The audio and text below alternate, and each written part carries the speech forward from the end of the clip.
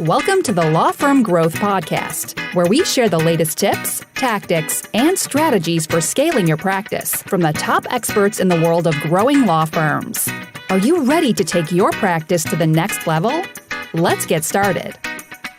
Hey everybody, welcome back to the Law Firm Growth Podcast. I'm your host, Jan Roos, and I'm here today with Nick Werker from Answering Legal. So you guys have probably heard a little bit, episode to episode, we constantly get back to the importance of intake as far as kind of taking the ball across the end zone for the touchdown with intake. And Nick is one of the great experts on this. He's talked to law firms all over the country. This is his bread and butter day in, day out. So we're really excited to have him on. So thanks, Nick. Yeah, happy to be here. Excited. Yeah. So usually we like to kind of start off with kind of the superhero origin story. So you mind telling us a little bit about how you got into this and slash how Answering Legal got into this? Superhero story. I fell into a vat of toxic waste, and then I came out and I could do legal intake. I don't even know. No, actually, this whole idea was started by a friend of mine and their family, and I was in college, and they told me about it. And they were like, yeah, we're starting an answering service. And they kind of explained it to me, and I didn't really understand what an answering service was. And I kind of forgot all about it. And then less than a year later, I needed a job. I'm leaving college, no direction in life. And I just started doing phone sales for them and learned all about the business. And we started going out as Answering Legal because we started specializing in answering for lawyers. And what we did really good was, or did really well, was we did the legal intake. It's funny because there's some people that you talk to who know a lot about legal intake, and there's some people who are just like, I just want you to answer my phone and send me my messages. And wow, it's probably a different thing too. Whenever I always ask questions, I mean, we have conversations with law firms all the time when we're either prospecting or intaking or managing their marketing spend. And most of the time, the ones that have the numbers and process down are almost invariably the ones that are most successful. I'll probably say there's a lot of law firms that think they know what they know that's happening on intake, but usually the numbers tell a different story. One of the things, you guys started out with more of a broad, intake types of firms you guys are working with. What really was different for the legal industry that you guys decided to focus on? What was different is, in my opinion, when we really got into the game of answering for lawyers, we spoke to a lot of firms that already had answering services. So they knew, you have to answer your phone. People are calling you. If you let it go to voicemail, they're going to call somebody else. But a lot of them didn't really want to try an answering service because it wasn't effective for them. And what I mean by that is, you can get a lot of calls, you can generate a lot of leads, but if you're not capturing those correctly, you're really not going to keep them and you're not going to earn their business. So what we got really good at was we customized. So we had like 4 main types of law that we would call out to. We were really small. We were just a startup. We had a tiny room, tiny building, very few employees. We just came up with, by speaking to a lot of people, what would they want in an ideal world? What kind of questions would you want us to ask a prospective new client? And we built it basically from there. We started doing it really well. We were very fortunate. We had really good employees. We had really good people answering the phone. We had a cohesive team. We had a mission. But it was really important that not only did we answer the phones politely and professionally and sound good, that we ask the right questions to the client, right? So like if you're a DWI guy, right, we were just talking about this. If you're a DWI guy and you get a phone call, you don't really care that much about, guy's address and how he's going to pay and this, that, the other. You want to know the details of the case so that you can call him back and you can convince him that you're the right guy for the case. Right. So we'll ask him, and so we want to sound professional too. We don't want to sound like just a call center. We want to sound like we're an extension of your firm. So when somebody calls in, they're like, yeah, I got a DWI. We're like, oh, okay. That's totally fine. What was the date of the arrest? Did you do the breathalyzer test? Did you do a field sobriety test? What's the charges against you? If you did blow, what's the BAC? What else do we say?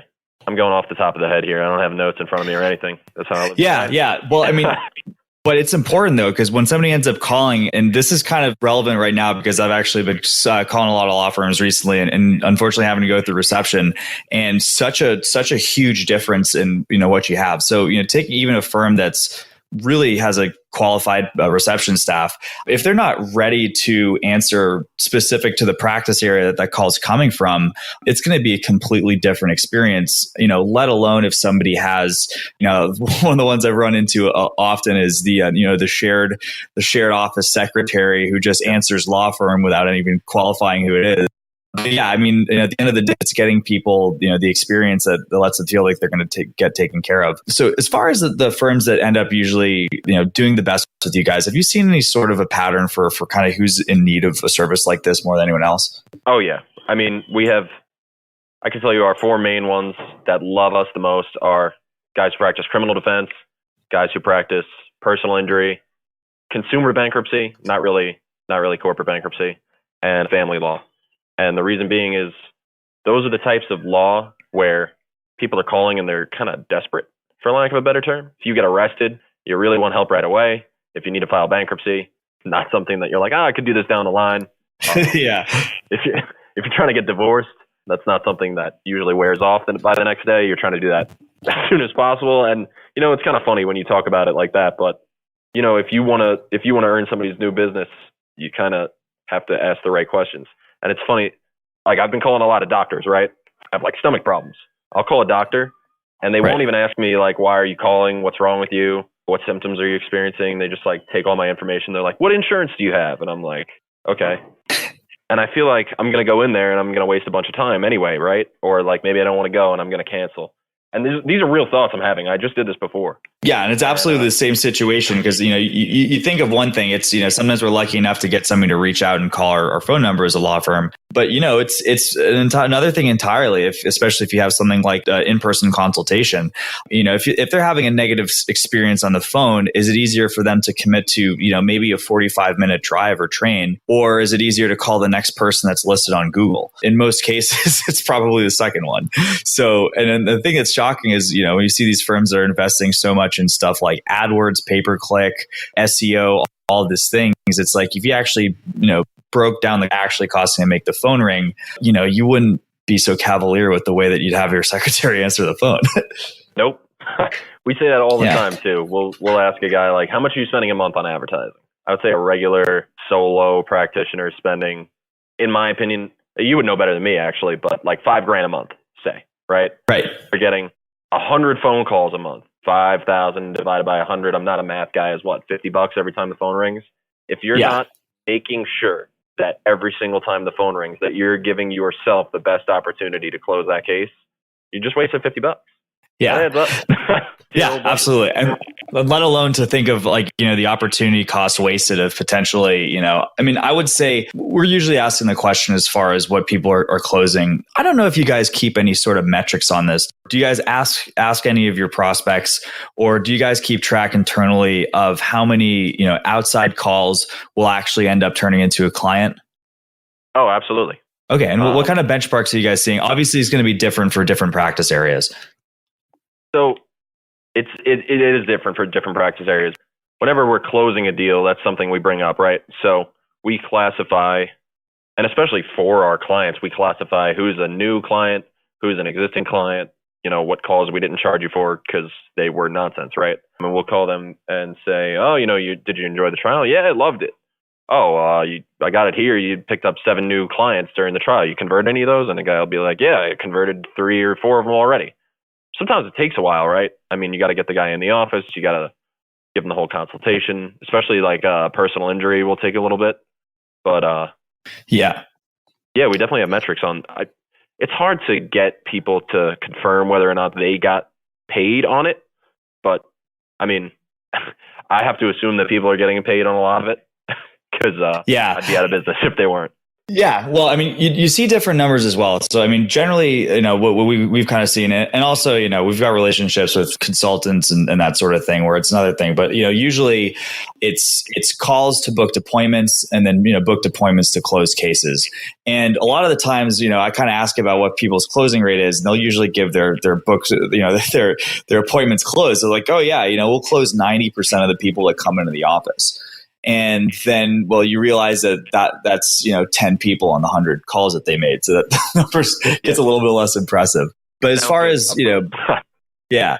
And do you guys have any like sort sort of like, I guess a criminal law attorney, like how many appointments would you guys say get booked on, 100 calls for that? I don't even know. We can nix this combo if we have to.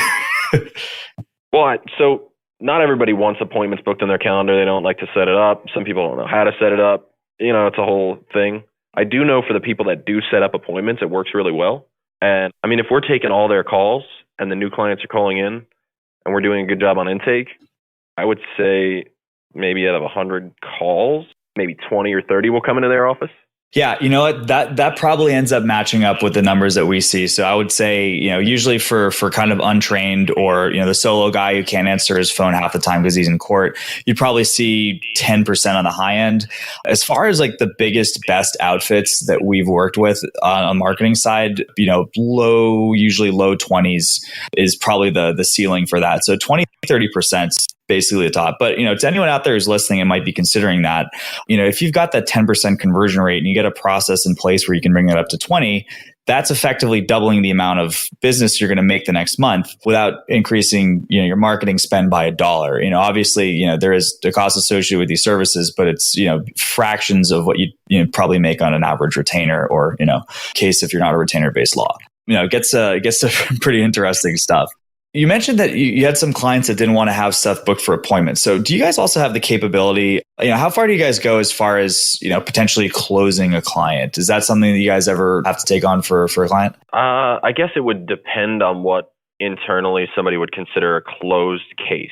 A lot of people who use our appointment scheduling would consider getting an appointment scheduled a closed case, I think. But I deal with law firms who have sales teams. And they want us to do a whole intake so that the sales guy can get on the phone, have all that information about their lead, call them and convince them to pay. And it's a traffic ticket firm. So, I mean, that's more instantaneous as far as, you got to pay somebody to go to court and take care of this for you. Right. But yeah, I think that all depends. The closed case for somebody could be just a legal intake. And then, right. Yeah. Yeah. I mean, do you guys do any sort of like document collection or anything like that? We don't. Okay, gotcha. Yeah, I mean, this is also something that usually comes up too whenever we're kind of talking about this stuff is, people talk about stuff like, is it possible for you guys to get in hot water for potentially providing legal advice? That's usually a question that comes up whenever we've talked about similar stuff with prospects of ours. I could make you laugh with this stuff. So yeah, we could definitely get in trouble. I don't think we have any lawyers that work for us. We had one guy once who came here and he worked for us for a little bit, but we have no lawyers on premises. And admittedly, the name Answering Legal sounds like you could kind of get legal advice from us, right? So I'm the guy on the chat on the website, and people are asking me all sorts of crazy questions about their situations, and I have to, politely tell them I can't help you. And we've gotten into hot water before with attorneys collecting payments, and that's why it's really a good idea for attorneys, especially, to use softwares like LawPay because it separates all your funds for you.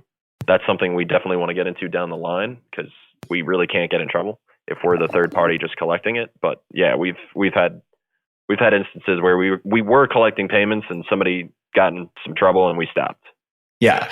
Well, that's interesting and kind of leads me to another, line of questioning, which is, of the stuff that you've seen, are there any recommendations that you'd have for firms that you guys are working with as, stuff that's kind of accessory, just kind of like that LawPay stuff that you'd recommend people have anyway, especially if they're using a service like yours? Oh, okay. I have a good one. My favorite thing is when I used to be in sales. My favorite thing is when I was in sales, when people had, especially in like a 1, 2, 3 man firm or woman, when they had an outlined plan of who would take phone calls depending on either what time of day it was, the type of case, or who was assigned to the case.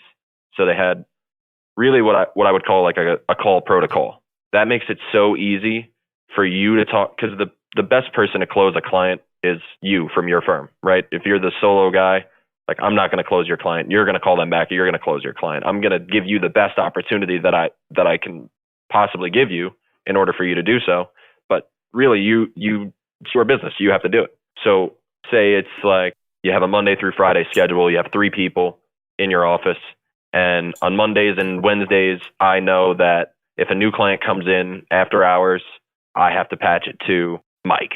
On Tuesdays and Thursdays, if a new client comes in, I have to patch it to Janice.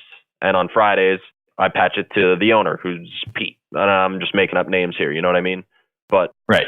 if there's a certain person who knows that they're on call and they let me know that they're on call, I can totally customize that for them and make sure that I'm calling the right person. And then even if, there's an emergency, I can do a second call. I could call, the backup guy, and he knows that if this person's out or they're not answering for whatever reason, that he's going to get the call. And usually if you're getting a call from me after hours, you know what it is, you know the importance of it, so you're going to want to take that call. Interesting. Yeah, that's a good point. Also, it's kind of interesting to bring up the fact that, this is something that it's not, I was kind of reaching for, like softwares and stuff like that. But no, realistically, this is something that's completely free.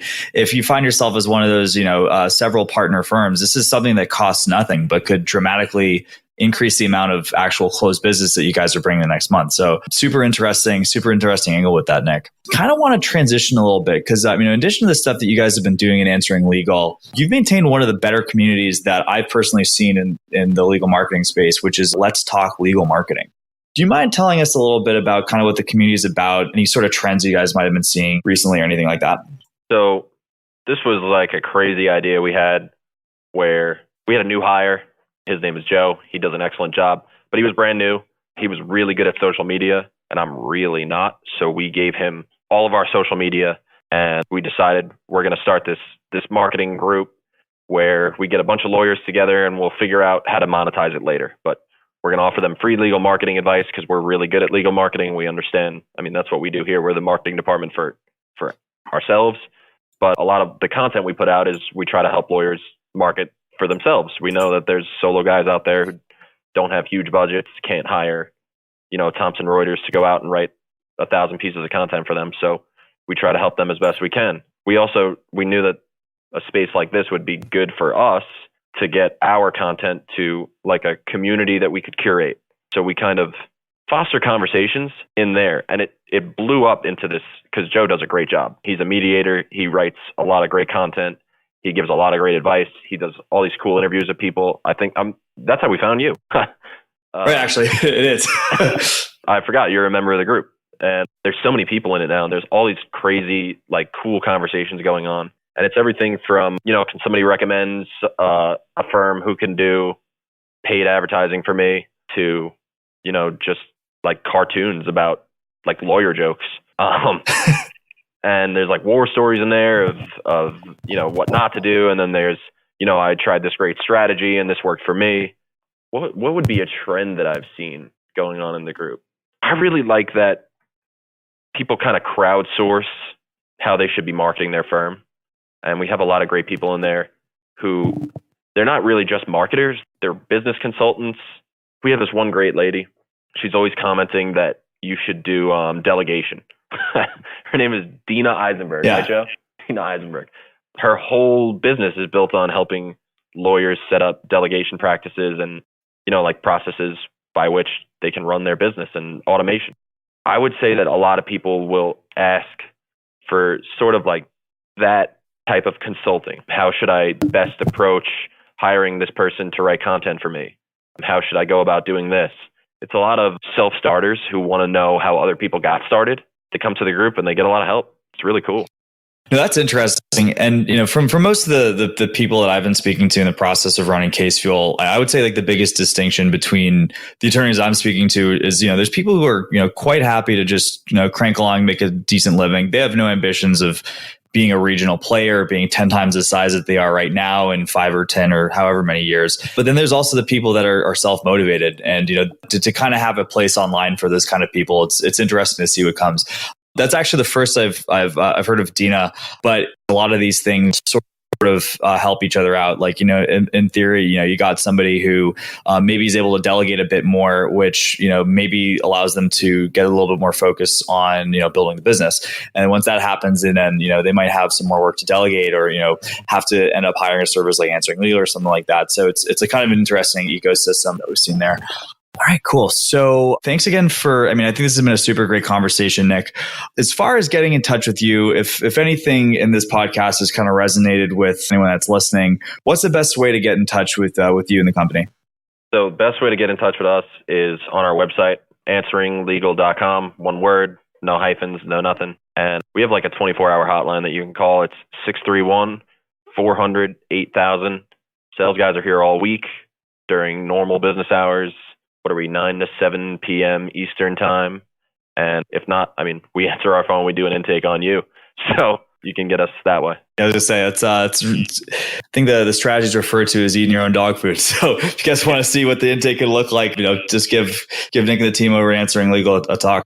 All right, awesome. Thanks again for the time, Nick. For everyone else that's listening, this has been the Law Firm Growth Podcast, and we're looking forward to seeing you next week. Thank you for listening to the Law Firm Growth Podcast. For show notes, free resources, and more, head on over to casefuel.com/podcast. Looking forward to catching up on the next episode.